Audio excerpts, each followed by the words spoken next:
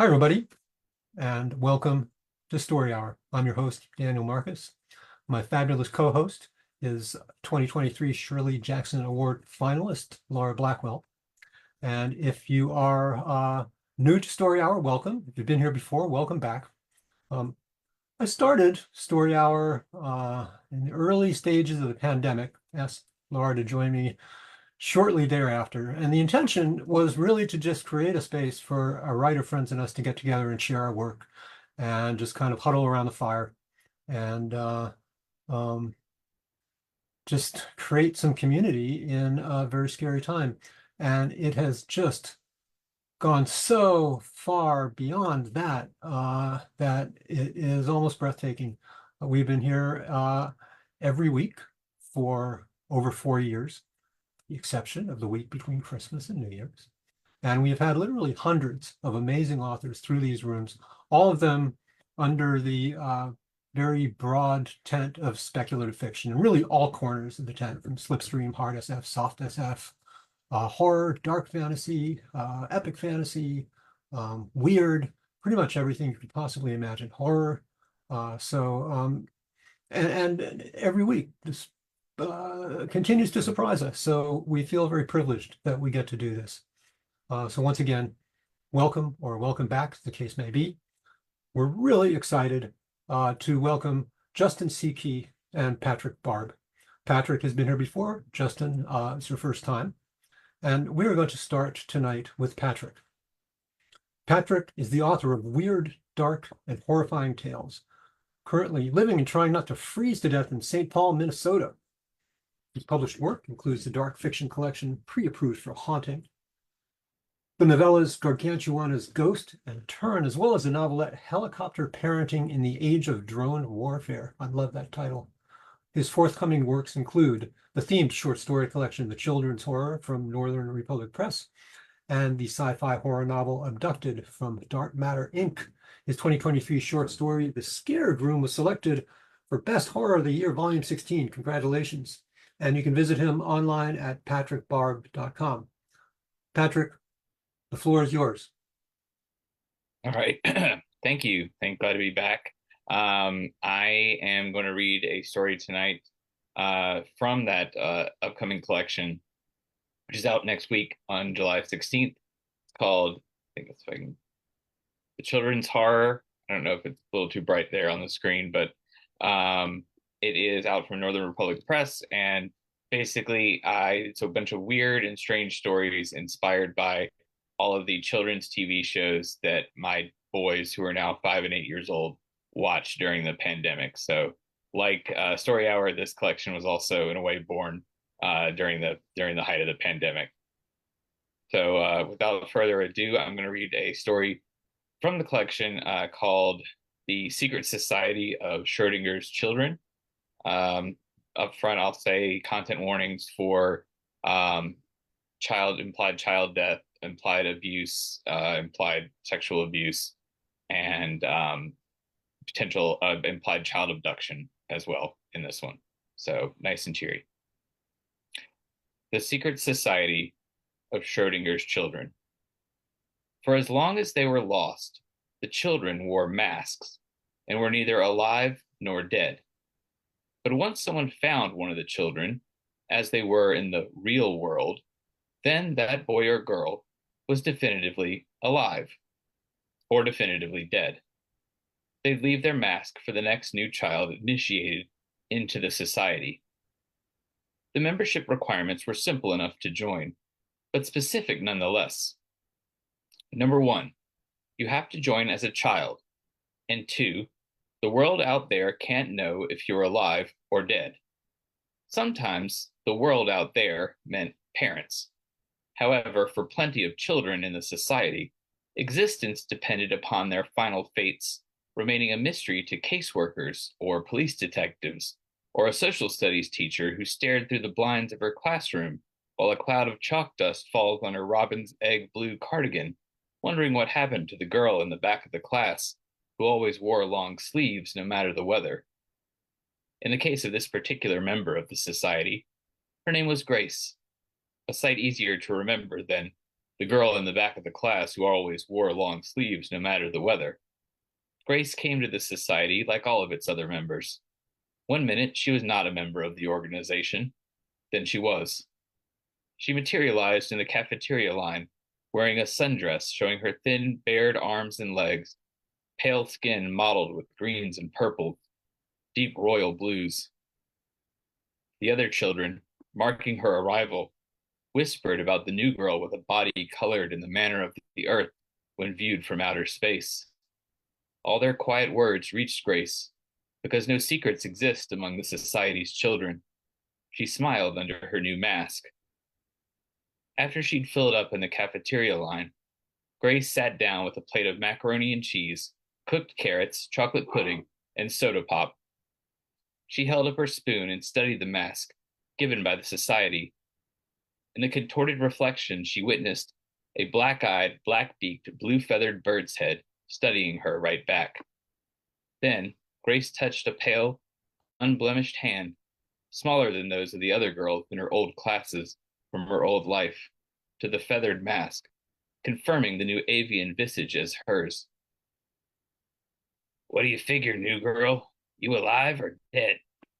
The speaker, whose voice sounded soft at first but ended with a rattle like a poisonous snake, wore a skull mask, bone white detailing, outlined in black.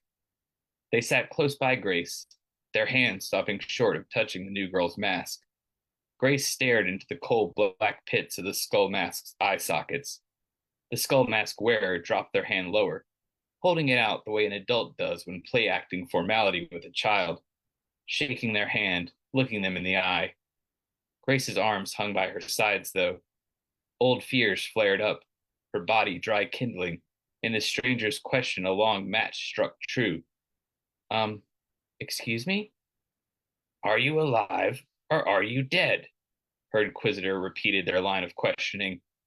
Grace studied the still extended hand, finding something stiff and angular in its placement the longer it went unaccepted. The nail beds of the offered hand were black, and the stink of soil and night crawlers wafted from the offered appendage. Grace considered how the skull mask wearer appeared a head or two shorter than her. She wondered how old her inquisitor was. "I'm here," she said. "Doesn't that mean I'm alive?"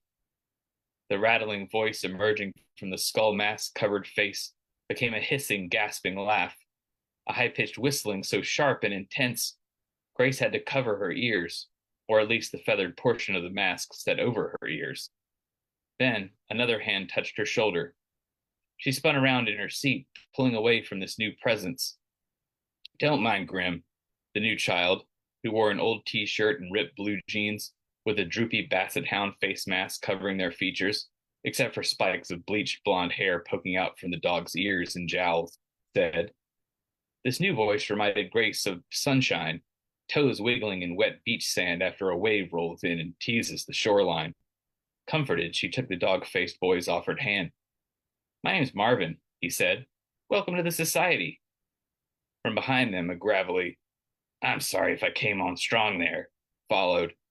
Grace, living up to her name, turned and shook the skull masked child's hand, which felt cold and clammy with bathtub wrinkles on each digit. "Is your name really Grim?" Grace asked them once their handshake ended. "Is your name really Grace?" Before the new girl puzzled out the question, Marvin interrupted. "Grim believes they're special enough for a code name, like we're heroes or something." "We could be," Grim mumbled, swiping a handful of carrots from Grace's plate. Grace didn't mind.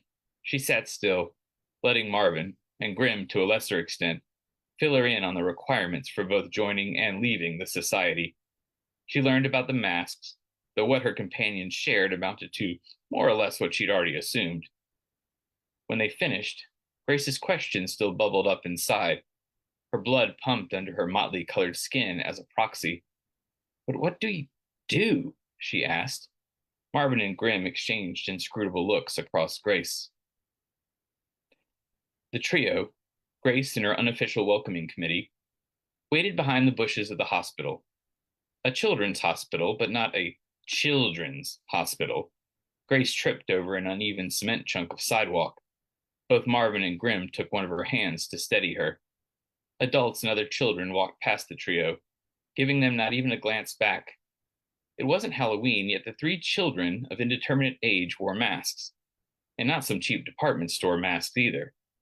Marvin let go of Grace's hand once he was sure she'd recovered. When he did, he leaned close and whispered, "Look at the hair on the backs of the children's necks." Grace watched a thin boy in a bathrobe, tubes emerging from his body connected to a pole with sacks of fluid attached. The oversized covering draped over the boy's form drooped at his neck. With a little concentration, Grace saw the world anew through the bird's eyes of her mask. Hairs stood stiff on the boy's back, as if his physical form knew them, but his mind refused to process their breach of reality. A cough from Grim pulled the new girl's attention away from the dying child and his entourage. "Don't worry about him," the skull mask kid said. "Every single goddamn person in his life will know when he's dead. No mistaking it. No need for him to wear a mask." The sliding doors to the hospital's entrance opened before the three members of the society. Then they closed. Opened and closed. The masked trio held hands, forming a line in front of the entryway. Passers-by going in and out of the hospital swerved around the trio without a word, as though avoiding an ill-placed puddle. Grace never liked silences in her old life. "Are we going in?" she asked. "Maybe, maybe not," Grim answered. Grim, though impossible to read expressions under the face-covering masks they wore, and only loosened at the jawline during mealtimes, Grace was certain she heard the scowl in Marvin's reprimand. Marvin turned his hound dog droopy-cheeked visage to her and said, "He means the director sent us here, but they never tell us why they're sending us somewhere. We're supposed to figure it out, I guess. So we wait until we're sure about what we're supposed to do." Grace nodded. "I understand," she said, except she didn't understand. She held back a bevy of questions ready to burst through the seams of her mask. Who's this director? When will I meet them? Are they a member of our society? Or something else? Are they in charge? The last question chewed up the girl's insides. Having someone in charge was supposed to mean something. There had to be someone to make the rules, to set the examples, to lead the way and keep her safe. Heh. Heh. Grace, Marvin's voice contained a tiny uptick of concern. The bird masked girl's laughter came in fits and starts until it exploded out of her. Her true face moved under the mask, her lips turning up into a grin that grew as more chuckles escaped. She doubled over, hands clutching her sides. Marvin kept his distance, but held his hands in front of his chest, like the dog whose face he wore, begging for treats. "Are you? Should I?" Unlike his comrade, Grim embraced the sudden bout of mirth and joined in, laughing alongside the new girl. His laughter sounded like wet leaves against headstones. When he caught his breath, Grim said, "I take back what I told you earlier, Marvin. I like old bird brain here." Grace cut short her chuckle, snapping to attention. "Wait, you didn't like me?" Grim shrugged. "To be fair, I don't like most children, but it's all I get at the society. So, say la vie, etc." The girl shrugged right back. "Fair enough." Then she added, "But don't even think about sticking me with bird brain." Yeah, back to the drawing. Grim, shut up." Marvin slapped the flat of his palm against the other's shoulder. Through the hollow echo of his mask, his voice came loud like a cur's bark and sharp as a bite. Both the other children turned to face the hospital's entrance. Through the glass, they watched people meandering through the lobby, either heading for the exit or checking in with the security guard at the tall black reception desk a few feet from the entry point. Others wandered to the first floor reception area or the elevator banks leading to the upper floors, the floors with sick children, dying children. Nothing out of the ordinary for a children's hospital, though. Nothing to remark upon, nothing except for the day-to-day triumphs and tragedies of those who deal in matters of sickness or health, life or death. But then Grace and Grim looked closer and noticed the woman, with her hair pulled back tight and an oversized pink hoodie draped over the upper part of her body. A large piece of clothing, its hem fell just above her knees. She'd zipped it to her neck. The pink body-covering sweatshirt and the woman's pale, sweaty face reminded Grace of an earthworm. wriggling up to the surface after a thunderstorm, stoked the soil between the cracks in a sidewalk. The woman's wide-eyed expression betrayed a turmoil barely contained beneath the surface. She held her eyes open, unblinking, until a thin line of tears trickled down her cheeks and her lip quivered. Not to the point where anyone asked her what was wrong, but enough so they'd give her space, let her figure things out for herself. She looked innocent, lost and innocent. Yes, so what?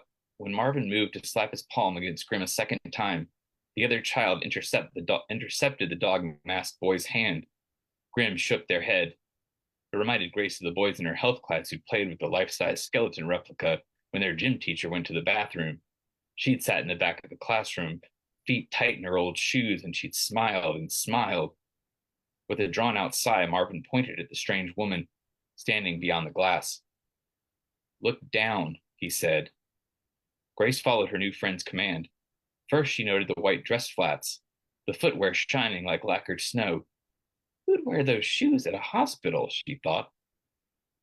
A nurse, she whispered, answering her own question. The shoes were the giveaway. Any adult-sized passers-by took in a sweet-faced cowed woman in a salmon-colored sweatshirt. Nothing to see. The kids would see. Masked, unmasked. It didn't much matter. The children did see. Then the trio's gaze rose as one to observe the woman's protruding belly. From a curve at the midsection, something pushes against the pockets, almost like she was pregnant. Except it's not sitting right, Grace thinks. When the thing inside the woman's shirt punched and kicked against the cloth material, Grace gasped. Her hand flew to her mask, to her bird face. She winced when the razor-sharp beak sliced open her palm. Blood splattered onto the cement. Dark red droplets, fat and singular, like cherry pie filling. She's got a baby in there, Grim said, stating the more than obvious. Marvin nodded. But then silence. More hesitation. Standing on the either side of the girl in the bird mask, the boy in the dog mask, and the other child in their skull mask waited.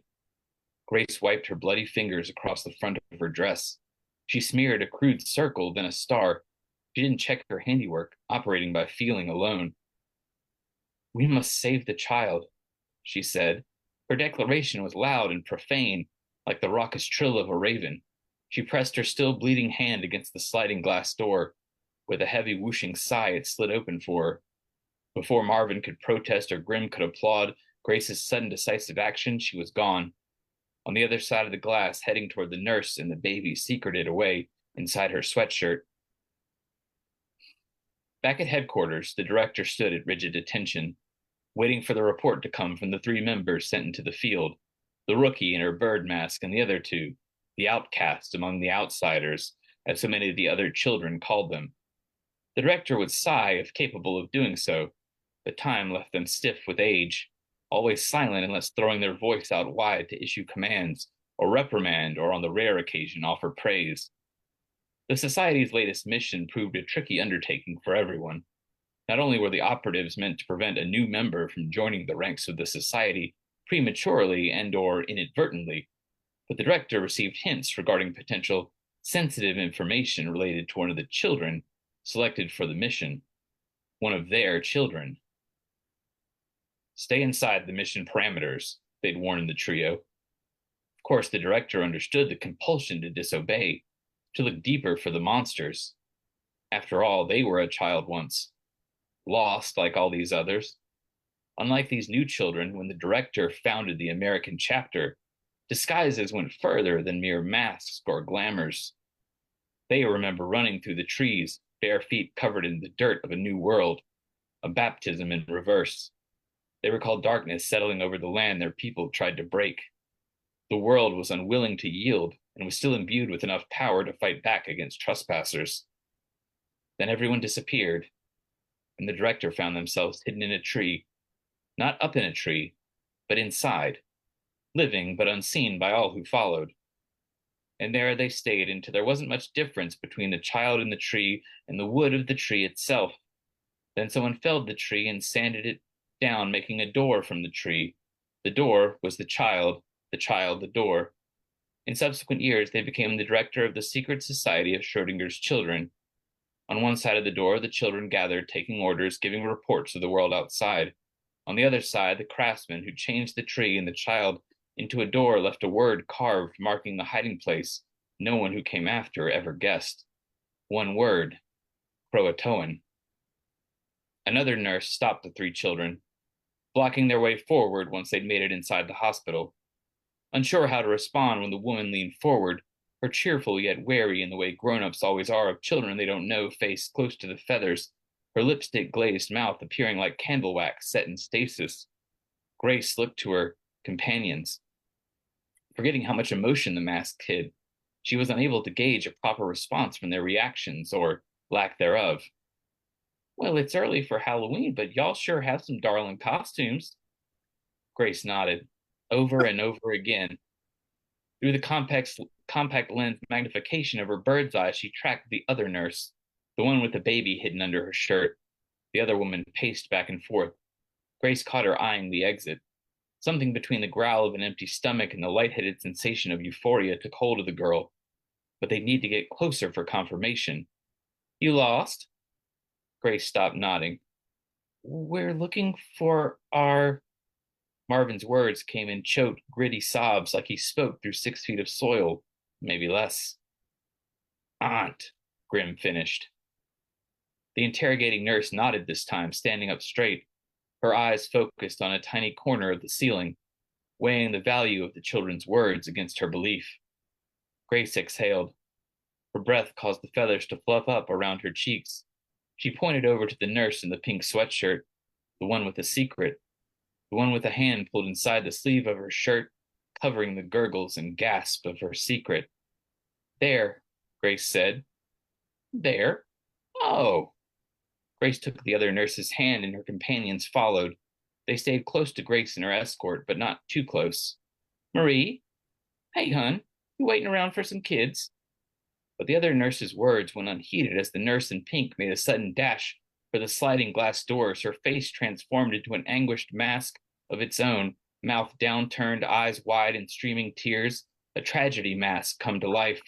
One hand with bloody cuticles chewed open so thin streaks of pink blood remained behind, pressed against the other nurse's wrist, twisting her around. Soon enough, the smiling nurse took to screaming, letting everyone know her pain. All the eyes, young and old, turned to take in the scene playing out across the hospital lobby. The weeping woman trying to make her escape. Her stomach appeared alive with wriggling limbs. Down at the children's eye level, they caught the impression of a face pressing against the soft pink fabric. The muffled, choked cries followed. The nurse in pink looked up, staying focused on the sliding doors. But by staying so keyed in and focused, she missed the skull-masked boy and the dog-masked boy as each put a tiny leg out across her path. The slightest contact proved good enough. Her arms flew up and her body tilted forward, the angle unsustainable for balance. Grace put her hands out, always so tiny, a child's hands, but nothing so small as those on the naked, screeching newborn dropped the short distance from the loosened folds of the nurse's pink sweatshirt into Grace's arms. The shock knocked the wind from the screaming baby. The girl pulled the baby close, getting it as far away from the nurse as possible. She held the shivering infant against her, feeling a heartbeat through near translucent skin. Time's passing. But what is time when you're either alive or dead, or neither alive or dead? Grace looked down at the baby, still silent, but alive. Breathing returned to normal with each slow exhale. The remnants of an eggshell-colored mask melted away like cotton candy in a cup of water, dissolved to nothing but a sweet aftertaste. Still alive, though, still breathing. A hand, a tiny, tiny hand, scrawny like a bird's leg, shot up to brush against Grace's mask. His thin new fingers touched her feathers.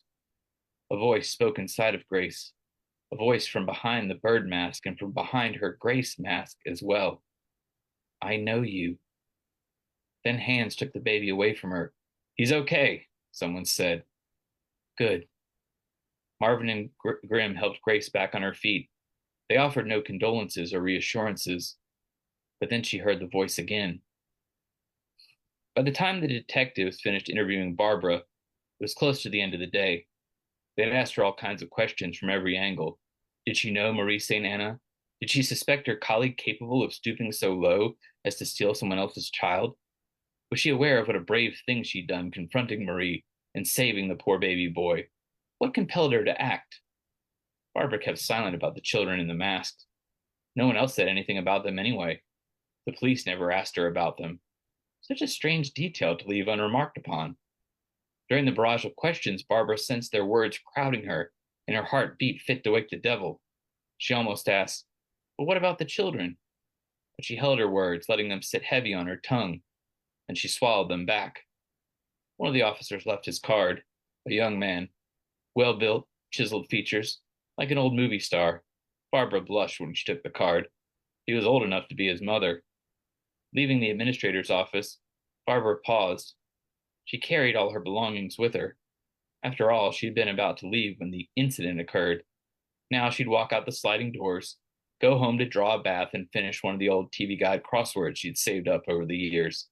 One referencing shows starring forgotten names like James Garner, Suzanne Summers, or Michael Landon. But not yet. Something kept her there. She poked her head back in the office and cleared her throat to get the handsome young detective's attention. "Excuse me," she said. "The child? The baby? Is he—" "He'll be fine, ma'am," the boy detective said. "I believe the infant's back in the nursery?" Barbara nodded, appreciating the delicacy of his phrasing. She hadn't worked in the neonatal unit for years, but word got around, especially with special cases. "Yes, yes, the mother, she's—" "It's me," Grace said, standing on her tiptoes to look through the thin pane of glass in the door. Through the glass, she glimpsed a hospital room and a hospital bed. She watched another version of herself, blonde hair spread across a pillow in an angel's halo. No bird mask, but an oxygen mask strapped across the bottom of her face, and a long tube snaking down inside of her. Even with the mask, Grace knew herself. After all, she'd watched a video of herself sleeping before, stuck in a fog of deep, deep sleep. So deep she'd never wake up, no matter what happened or who entered the room. So deep she wouldn't feel a thing. Marvin tugged on her elbow, trying to get her attention. "Come on, Grace, let's go," he said. "Wait, wait," she said. "One more thing." But this was one more thing of many. First, she followed the doctors and nurses taking the baby to get checked out after the rescue. Everyone credited the nurse and said nothing of the children. Marvin told her their mission was over and they needed to go. But she wanted to watch as the doctors and nurses looked and listened all over, like a pawnbroker assessing the value of an heirloom sacrificed. No one noticed the children. The bird mask, the dog mask, and the skull mask were background detail, like the paneled ceilings and track lighting tiny colorful footprints painted from a stencil along the wall. It's easy for the adults in the room to ignore the odors of lollipops and ammonia. Grace sobbed when the doctor, the one who looked like he was in charge, said the baby was okay. When she turned to her companions, Marvin looked down. Avoiding her gaze, and the thick black circles of Grimm's mask hid their eyes from view, offering no clue to their response. She followed the nurses down winding hospital corridors, skipping between the cracks in the checkerboard pattern on the floor. What did Daddy say about Mommy? About Mama, she thought. She flew the coop. Guess that makes you the mama now. She followed the baby and his white-garbed escort to the nursery. She ignored Marvin's pleas even as they grew louder and more insistent. Remember what the director said. Grace recalled a door, a closed door. Nothing good ever came from behind closed doors. Too many secrets. She no longer cared for the dog-masked boy. Grim, on the other hand, silent, aspiring to danger, letting her go. She felt the sudden urge to stick her beak through the black eye sockets of his mask, to indulge in decay and melancholy, pull out a wriggling graveyard worm and share it with Grim, each swallowing down their half. They put the baby boy into one of the fiberglass bassinets with his naked form wrapped tight in a rainbow-striped blanket. Grace followed them down another hall and then another. Poor baby. Too much trauma for such a young child. Hope he gets the help he needs or find some family to help him. Mm-hmm. His mama still in the coma ward? Hmm. In the coma ward, outside a room with a closed door, the name on the chart belonged to a Jane Doe, a made-up name, a disguise, masking the truth of who the comatose girl was. Grace brought her feet back flat on the floor. She touched her mask. I'm still here, she said. Grim answered. Beneath her mask, Grace's cheeks flushed at their attention. It doesn't matter if you know. It doesn't change anything. It only matters if they know. Grace wanted to reach up and rip the skull mask and the dog mask off her companions' faces. Then she'd do the same for the bird mask over her face. She wondered what she'd find under there. An oxygen mask? A smile? Tears? Was her skin torn away, replaced with feathers and glue and string? Fine, she said. Let's go home. She opened the hospital room door and her companions followed. On the other side, the children hummed and buzzed with society work. The potential for something better lifted their spirits. Grace watched everything and changed. Not all at once, but slowly, day by day, moment by moment, until she couldn't recognize herself any other way. And that's all. Holy crap, Patrick. I really enjoyed that. Thank you. Wow. Uh, Patrick Barb, everybody, reading The Secret Society of Schrodinger's Children, Schrodinger's Children, which is featured in his upcoming short story collection, The Children's Horror, which is out on July 16th from Northern Republic Press. I am going to be running out after this session of Story Hour and snagging an advanced copy. Y'all should as well. Thank you, Patrick. Thank you. Really outstanding work. You took us to a really strange place. I really loved it. It's our custom at Story Hour to just pause between authors, take a breath, recalibrate, sort of cleanse the palate with a little bit of silence, and then move on to the next. It's going to be a while before I shake this one, but so.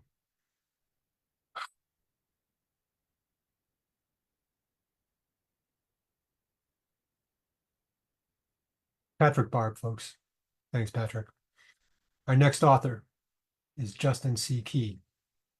Justin C. Key is a speculative fiction author and psychiatrist whose short stories have appeared in the Magazine of Fantasy and Science Fiction, Strange Horizons, Tor.com, Escape Pod, Lightspeed, and Jordan Peele's Out There Screaming.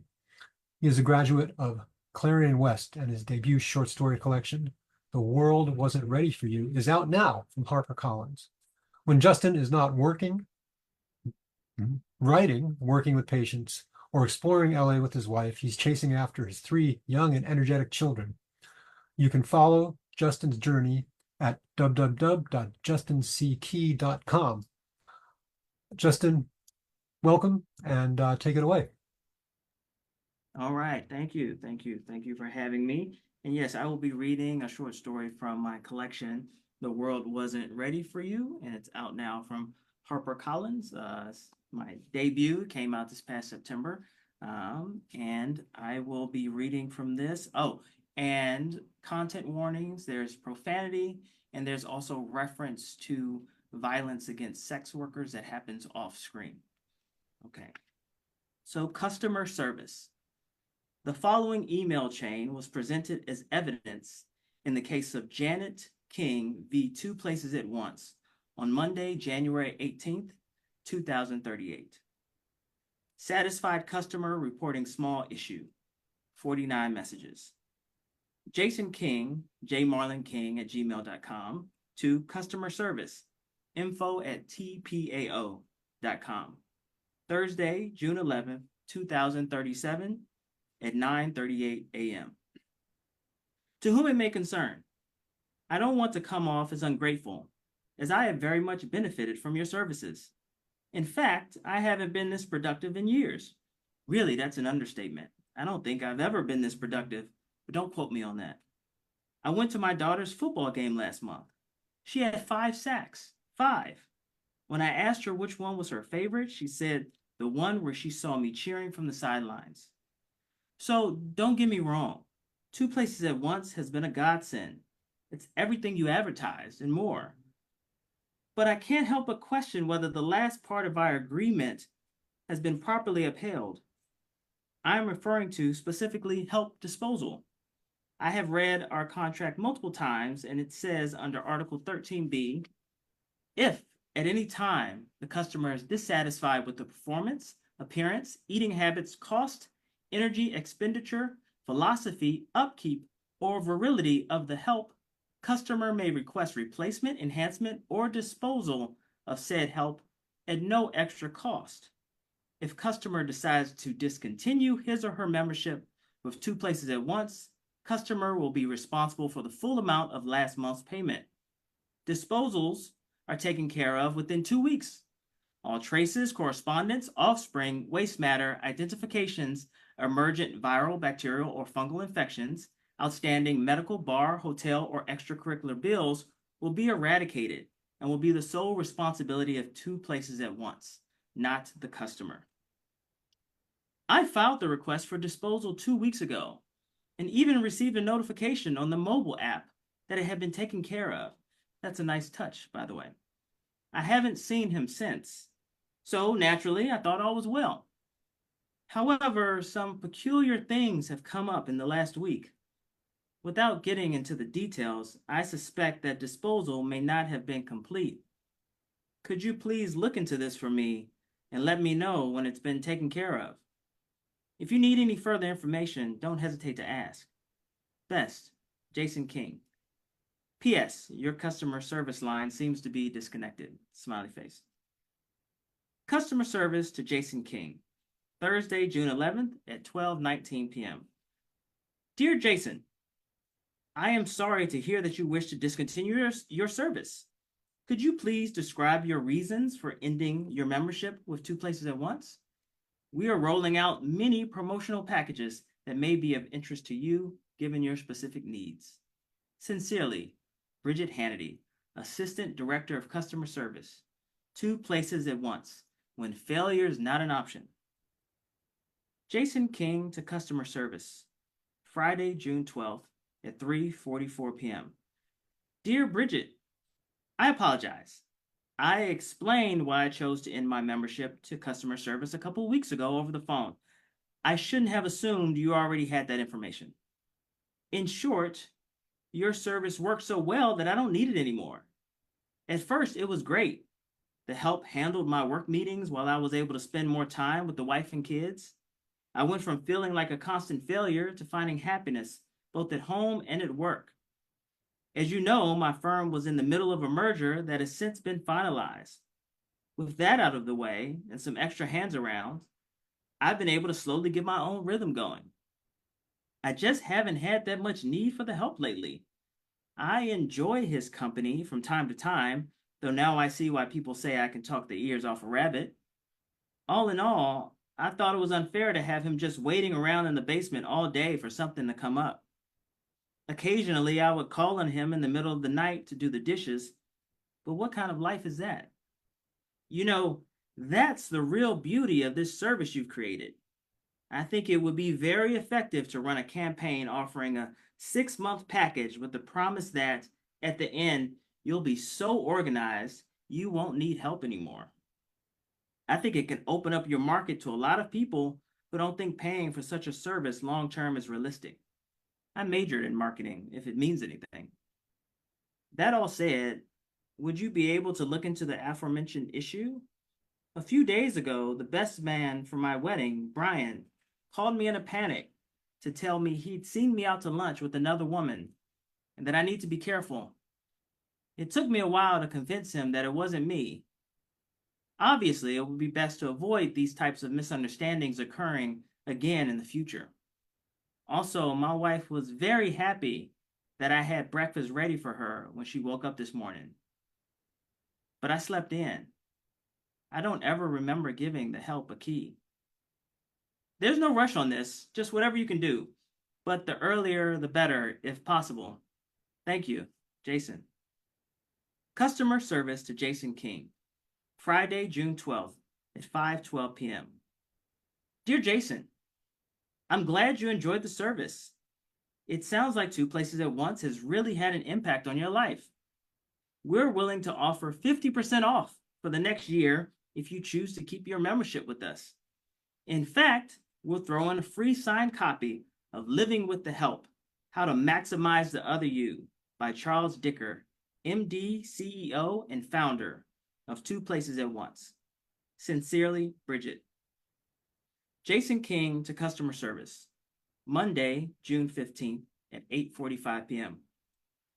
Dear Bridget, I appreciate the offer. Really, it's a hell of a deal, but I just don't need it anymore. Also, I thought I had already ended the service and just need help on this one issue. I think Janet, my wife, is on a date with him right now. She texted me 3 times today about how excited she was to go to French Laundry, that awfully expensive restaurant in San Francisco. She's been hinting at going for years. We're supposed to meet there after work, apparently. I hadn't made any reservations. I'd show up there myself, but if she sees me and the help together, it could be a disaster. Would the help do that? Schedule a date without telling me? Hey, by the way, do you think he knows I want him disposed of? Do they care about stuff like that? I'm sure you guys have thought this out already, though. Please let me know if there are any updates on my case. Best, Jason. P.S. Would that French Laundry bill count as something covered under 13B?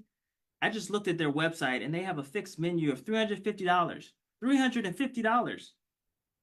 Customer service to Jason King, Monday at 9:06 p.m. Dear Jason, per our guidelines, all outstanding medical, bar, hotel, or extracurricular bills at the time of membership termination are covered. If a bill is paid, it is no longer considered outstanding. Sincerely, Bridget. Jason King to customer service, Thursday, June 25th at 11:29 a.m. Dear Bridget, I just wanted to say thank you. It's been a week and there's been no sign of the help. I apologize for the back and forth earlier and hope I wasn't too much of an inconvenience. And don't worry about the restaurant bill. I took care of it. Besides, French Laundry was something I should have done a long time ago. I just wish I got to taste what I paid for, but that's water under the bridge. I will definitely spread the word. If you ever get a page up on Yelp, let me know and I'll write a review. In the meantime, you should be receiving a call from Brian. If there are any promotions available for him, that would be great. Best, Jason.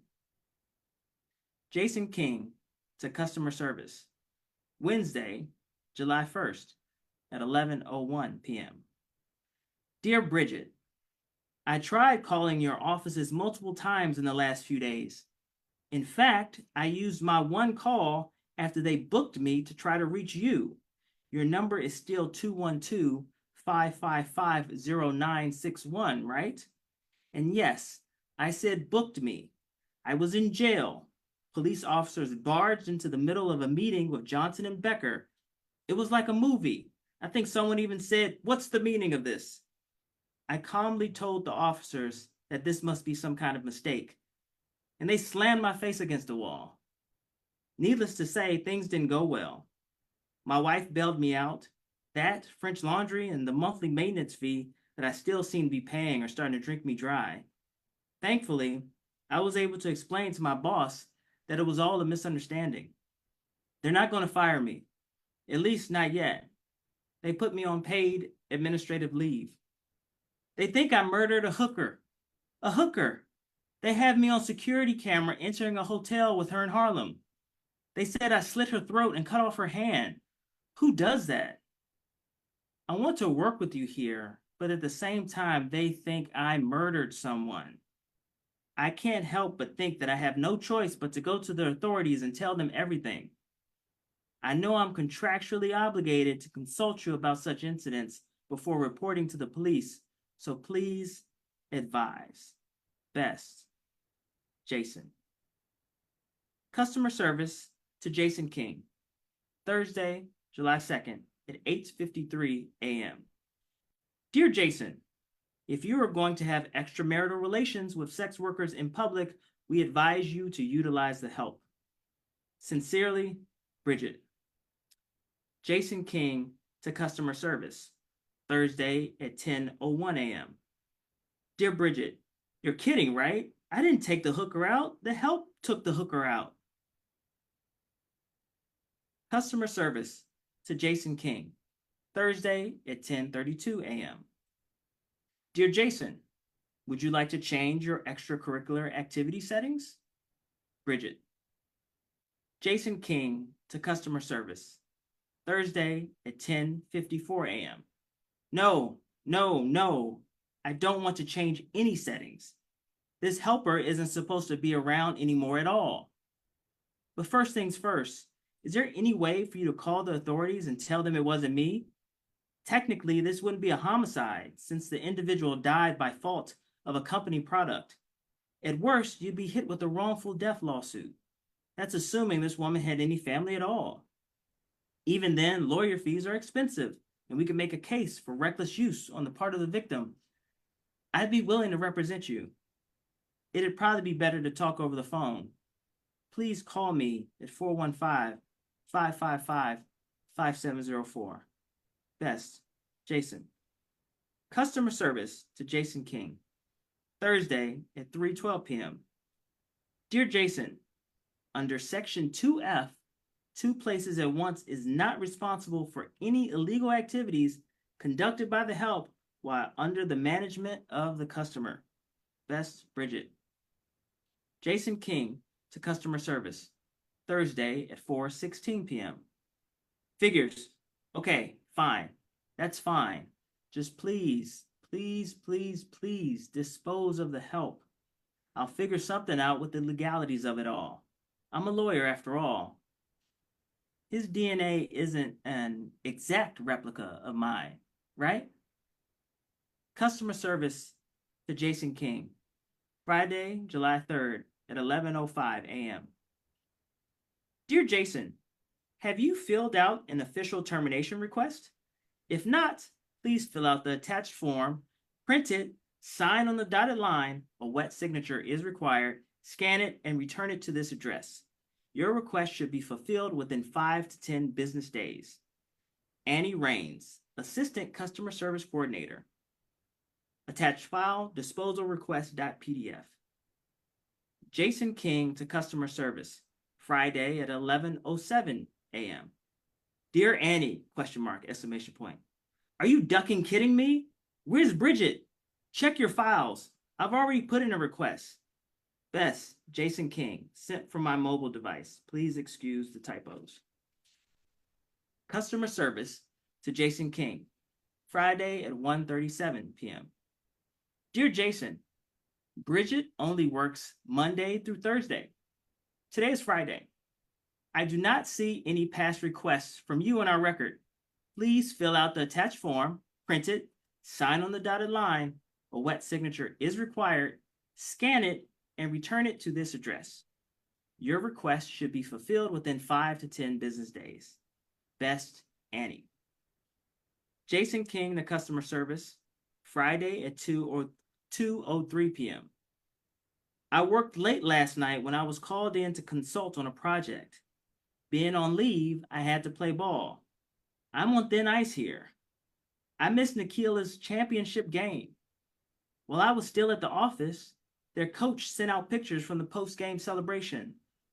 There I was with my arm over Nikila's shoulder. We both had the biggest smiles on our faces. I never let him around my daughter. Never. This was supposed to be taken care of 2 fucking months ago. If you ask me to file that request one more time, I'm going to the cops.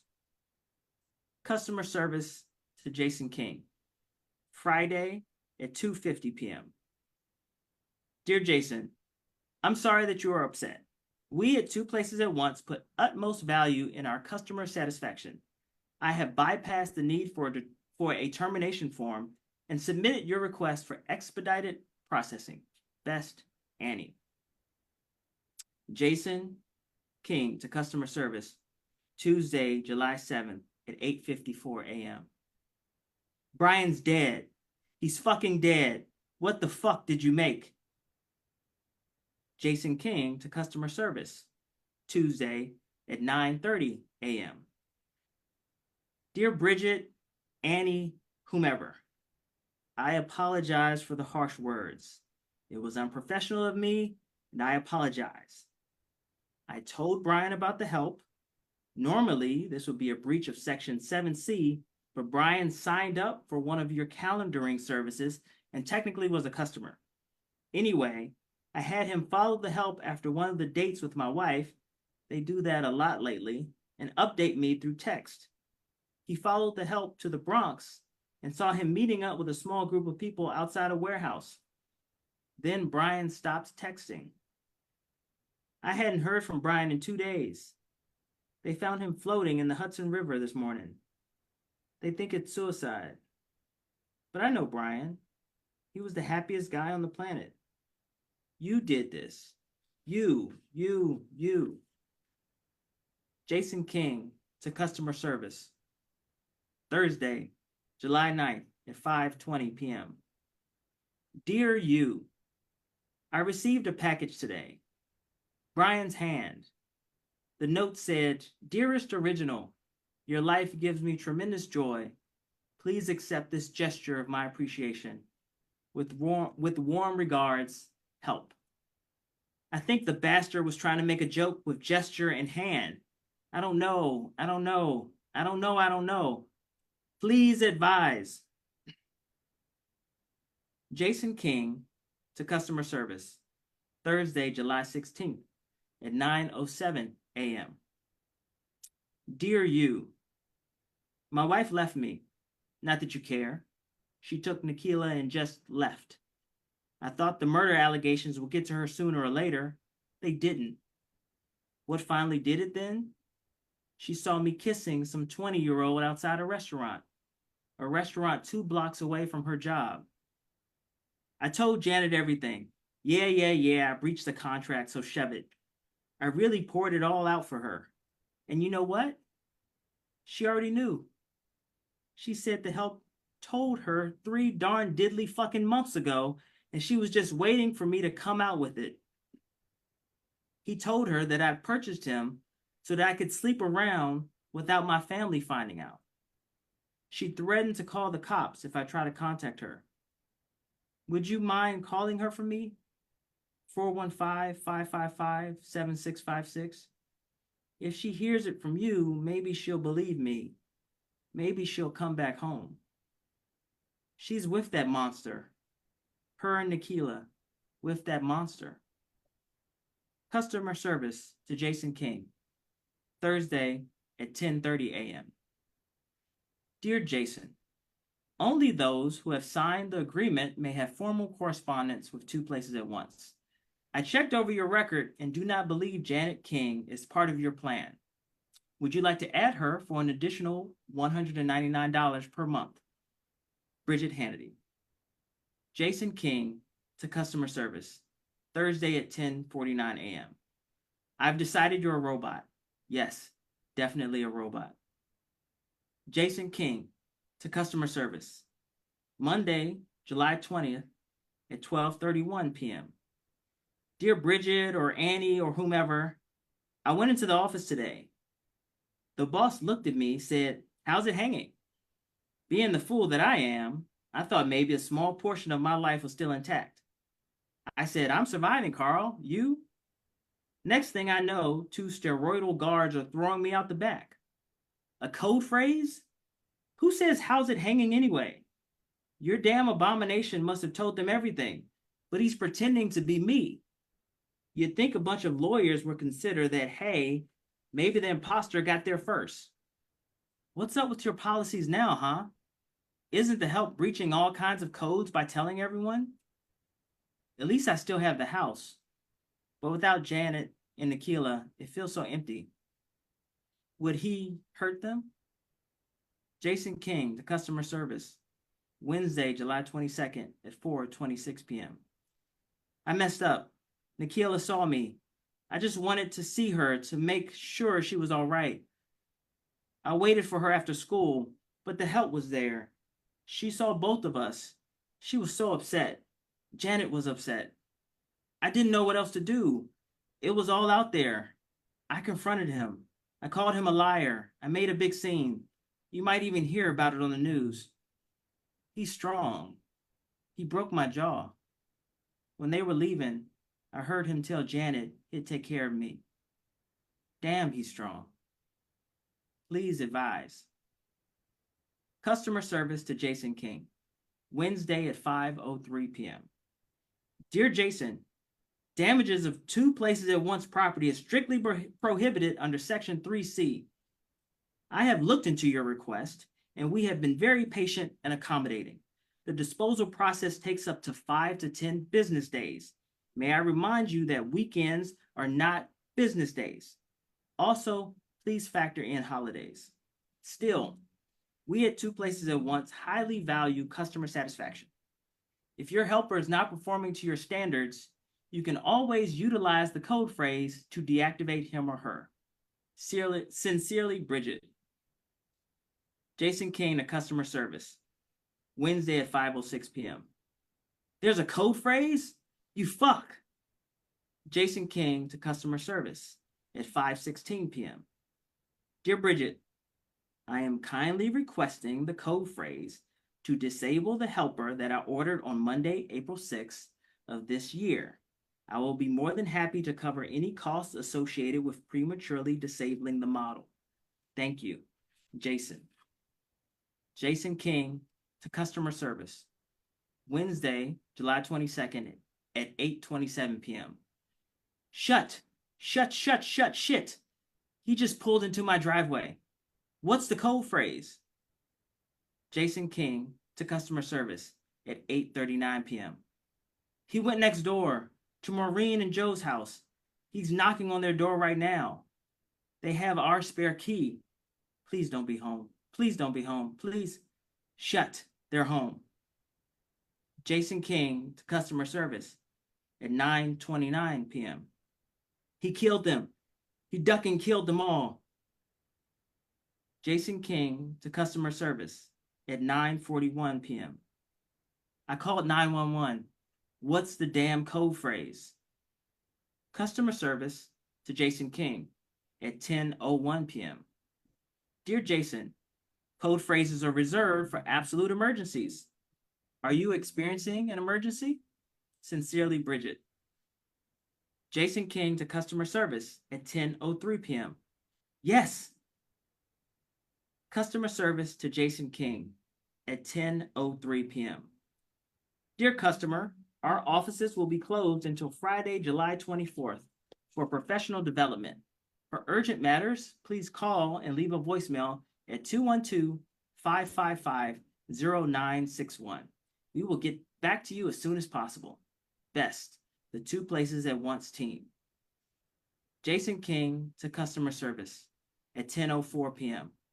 Duck you. Jason King to customer service at 10:05 p.m. Asterisk, fuck you. Customer service to Jason King, Friday, July 24th at 9:01 a.m. Dear Jason, the code phrase is silk pajamas. Saying this within hearing distance of the help will immediately disable his motor, speech, mental, and reproductive abilities. Please let us know if you need any further assistance. Sincerely, Annie Rains. Jason King to customer service, Friday at 11:20 a.m. I just woke up. That fucker knocked me out. He cut open my arm and stitched it back up. I think he left something inside. It just started beeping. Literally, my arm is beeping. What did he do? What should I do? There's something in there. It burns. Please advise. P.S. Silk pajamas? Really? Customer service to Jason King, Friday at 1:01 p.m. Dear Jason, we are happy to inform you that your disposal request has been processed. A dismantle team is currently being dispatched and will track down and dispose of the help within an hour. Please let us know if you have any questions or concerns. Sincerely, Annie. Jason King, the customer service at 1:05 p.m. Wait, he put his tracker in me. Abort disposal. Jason to customer service at 1:11 p.m. Call them off. They're coming to get the wrong guy. Customer service to Jason King at 1:20 p.m. Dear Jason, a disposal request cannot be rescinded once it has been processed. Many of our customers discover they made the wrong choice in getting rid of their help. After all, how can you be in two places at once without help? We will be more than happy to discuss replacement options with you once disposal is completed. Sincerely, Annie Raines. Customer service to Jason King, Friday at 2:01 p.m. Dear Jason, your request has been completed. We apologize for the inconvenience. Sincerely, Annie Raines. Jason King to customer service, Monday, July 27th at 10:41 a.m. Dearest customer service, I sincerely thank you for taking care of this issue. This resolution should put an end to all other complications. I look forward to being able to continue on with my life's work. That being said, I will be in need of much more help. I believe you have my DNA on file, yes? Also, how would I go about enrolling my wife and daughter? I would very much like them to be a part of this experience. With warm regards, Jason King. Customer service to Jason King, Monday at 10:51 a.m. Dear Jason, this is great news. We'll get your order in right away. Bridget. Jason King to customer service, Monday at 11:01 a.m. Perfect. Thank you. Oh, man. Thank you, Justin. That was really outstanding work. Boy, we do not ask our authors to sync with one another to create a particular evening's program. These two very different stories, but both just insane wild rides. Really great work. Justin C. Key reading Customer Service from his short story collection, The World Isn't Ready for You, out now from HarperCollins. Patrick Barb earlier this evening, also reading outstanding work. Boy, Laura, what a privilege, man. Yeah. I didn't need to speak tonight anyway. Man. All right. So I want to thank both of our authors, Justin C. Key, Patrick Barb. I want to thank my fabulous co-host, Laura Blackwell. And mostly I want to thank all of you out there for joining us for another just fantastic evening story hour. Next week, please come back because we're very excited to have Michael DeLuca and Rachel K. Jones. Until then, see ya.